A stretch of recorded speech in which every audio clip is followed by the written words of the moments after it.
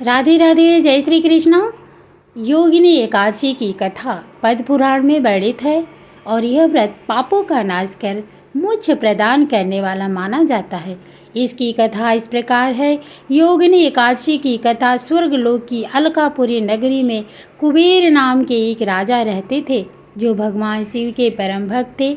उनके एक सेवक का नाम हेममाली था, जो प्रतिदिन मानसरोवर से फूल लाकर कुबेर को शिव पूजा के लिए देता था। एक दिन हेममाली अपने पत्नी विशालाक्षी के साथ कामासक्त हो गया और फूलों को लाने में उसे देर हो गई। इधर राजा कुबेर शिव पूजा के लिए फूलों का इंतजार करते रहे, लेकिन जब बहुत समय बीत गया और फूल नहीं आए तो वो क्रोधित हो उठे।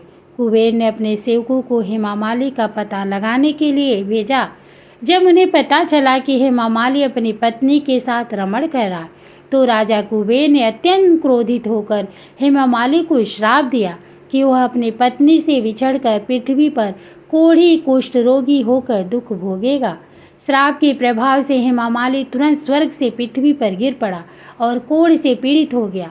वह भूख प्यास से व्याकुल होकर जंगलों में भटकने लगा। हालांकि इसी कृपा से उसकी स्मरण शक्ति बनी हुई थी और वह अपने पापों के लिए पश्चाताप करता रहता था। भटकते भटकते एक दिन वह मार्कंडेय ऋषि के आश्रम में पहुंचा। ऋषि मार्कंडेय जी को देखकर हेममाली ने उनके चरणों में दंडवत प्रणाम किया और अपनी पूरी कथा सुनाई।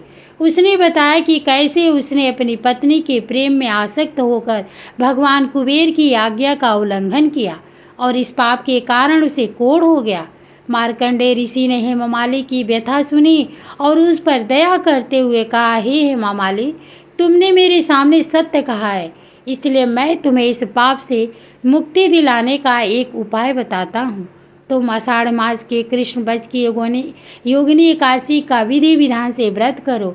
इस व्रत के प्रभाव से तुम्हारे सारे पाप नष्ट हो जाएंगे और तुम्हें कोढ़ से मुक्ति मिल जाएगी। मार्कंडेय ऋषि के वचन सुनकर हेममाली अत्यंत प्रसन्न हुआ और उसने श्रद्धापूर्वक योगिनी एकादशी का व्रत किया। व्रत के प्रभाव से उसका कोढ़ ठीक हो गया और उसे अपना पुराना दिव्य रूप वापस मिल गया। वह अपनी पत्नी विशालाक्षी के साथ फिर से स्वर्गलोक में सुखपूर्वक रहने लगा। भगवान श्री कृष्ण ने युधिष्ठिर को बताया कि योगिनी एकादशी का व्रत 88,000 ब्राह्मणों को भोजन कराने के बराबर फल देता है। इस व्रत को करने से सभी पाप दूर हो जाते हैं और अंत में मोक्ष की प्राप्ति होती है। यह कथा हमें कर्मों के फल और भगवान के प्रति निष्ठा के महत्व को सिखाती है।